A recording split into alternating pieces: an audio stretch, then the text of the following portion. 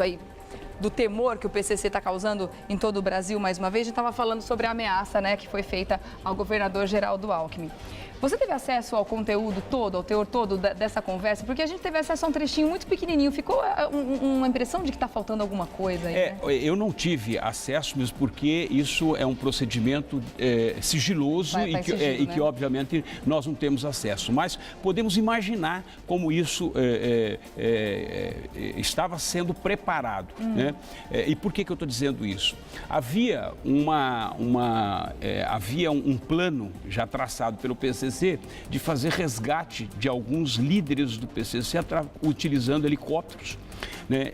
E imediatamente seriam deslocados para um determinado local, e esse local estariam lá, teriam aviões aguardando da fuga para essas pessoas para o Paraguai, né? Para cruzar a fronteira mesmo. E aí seria feito uma preparação, já tinham, parece que gasto mais de 600 mil reais, o PCC gastou mais de 600 mil reais para começar a preparar toda a logística disso, mas a ideia era realmente interceptar o governador e aí, obviamente, agir contra o governador, né? É óbvio que o governador tem todo um aparato de segurança, mas de qualquer forma, nós estamos falando de uma ameaça, né? Uma ameaça ao governador do estado, ao chefe do governo do estado de São Paulo, que é muito sério isso, é óbvio que é muito sério.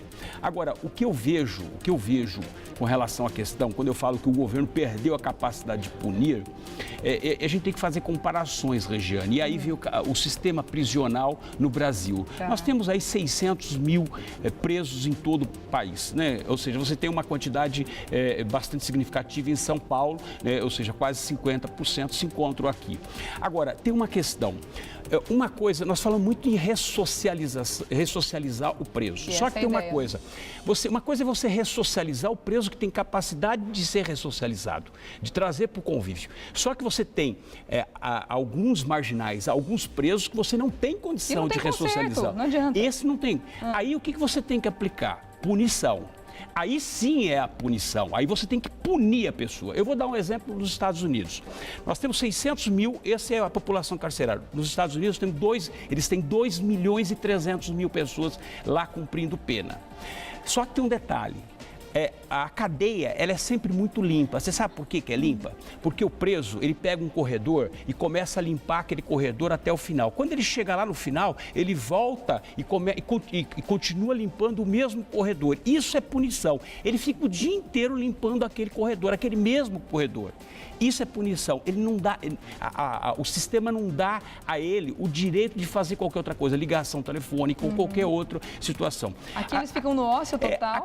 A questão das ligações telefônicas que são interceptadas, o Ministério Público gosta, né, que eles tenham acesso a celulares para poder fazer e planejar e, eventualmente, o Ministério Público descobrir e debelar aquela situação. Nos Estados Unidos, não. Nos Estados Unidos, o telefone está lá. A pessoa pode fazer ligação, não pode receber, mas ela pode fazer ligação a cobrar, né? Ou seja, essa ligação, e tem uma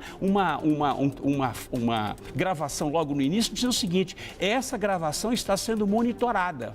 Então ele sabe que está sendo monitorado. E um outro detalhe. Saiu a questão, por exemplo, que vai ter uma licitação para fazer bloqueio de celulares em cadeias. Saiu agora. Eu tive conversando com o superintendente da Anatel e ele disse para mim, não tem sistema para bloquear, por exemplo, 4G. 4G, o tamanho do chip é do tamanho da ponta da caneta, que pode levar em qualquer lugar, debaixo da língua, onde quiser você pode levar. Então, se você não tem um sistema de bloqueio eficiente para fazer o bloqueio do 4G, por exemplo, então não adianta você fazer uma licitação para bloquear. Um monte, daqui a pouco a tecnologia já vai estar obsoleta. Você entendeu? Ou seja, então quando o governo não tem essa capacidade de punir e de manter as pessoas de forma organizada dentro de 4 paredes ou 4 muros, né? É porque, na verdade, o governo perdeu essa capacidade. Então, as pessoas falam, você compara muito com os americanos. Eu comparo com os americanos porque eu não vou comparar com os paraguaios. Não dá. Né? Eu não vou comparar com os bolivianos. Eu não vou comparar o sistema, eu vou comparar com o sistema eficiente. O sistema americano, ele funciona, tanto é que ele funciona, que são 2 milhões e 300 mil presos. E um detalhe, anualmente, tem mais de 2 milhões e meio de mandados de prisão que são cumpridos. isso. E aqui você sabe quanto nós temos? 180 mil e nós não conseguimos cumprir os mandados de prisões. Então, como é que você pode falar de um sistema que efetivamente não funciona? Não funciona. Então, essa é a verdade, ou seja, o governo perdeu. Nós temos 2014, se preparem, porque 2014 será um ano realmente, eu acho que marcante para a sociedade brasileira, porque nós temos muitos problemas a serem enfrentados nesse próximo ano, principalmente em função de todos os eventos que nós temos. Copa do Mundo, eleições e daí por diante. Então, eu acho que as manifestações que não vão parar, né? Ou seja, as ações que não vão parar. Então, tem que ter uma estratégia de ação e uma estratégia de combate. Combate é realmente combate, eu estou dizendo, né? Só para você ter uma ideia, aqui para fechar o assunto, por exemplo, nas manifestações, a forma em de debelar uma manifestação, ela não é correta, a polícia militar não age de forma correta. O correto seria utilizar, por exemplo, a taser, aquela arma de choque elétrico, que você dá um disparo, a pessoa cai, é imobilizada e todas as pessoas avançam. Você sabe por que nos Estados Unidos não se adota de uma forma tão ostensiva? Por conta da época da ditadura. Porque você não pode falar em choque, você não pode discutir terrorismo nesse país, que é um absurdo, que é realmente uma hipocrisia de não querer implantar uma arma tão eficiente como a taser, onde você, de fato, imobiliza a pessoa, enquanto você está dando disparo de bala de borracha, aonde é letal. É letal, mata a pessoa, onde atingir, mata. Então, você vê o tamanho do absurdo, não se implanta a taser. Tem muitos municípios que não têm a taser por uma única razão. A polícia não tem a taser por causa da época da ditadura e que não pode falar em choque aqui, não pode falar nessas ações, que é realmente uma hipocrisia de um governo como o nosso. Entendeu? A gente já começa a morrer de medo, né? Mesmo porque você falando do sistema prisional, né? A conclusão que a gente chega é que a nossa Constituição, ela vai contra, né? Ao que seria certo fazer, que é colocar esse povo para trabalhar lá dentro da cadeia, né? A Constituição diz que a gente não pode obrigar ninguém a trabalhar, a não ser que a pessoa queira. É um absurdo isso, é um absurdo, completo. Nos Estados Unidos, a cada centavo que o governo gasta, o preso paga. Mas é o certo, aqui a gente paga para ele ficar na cadeia.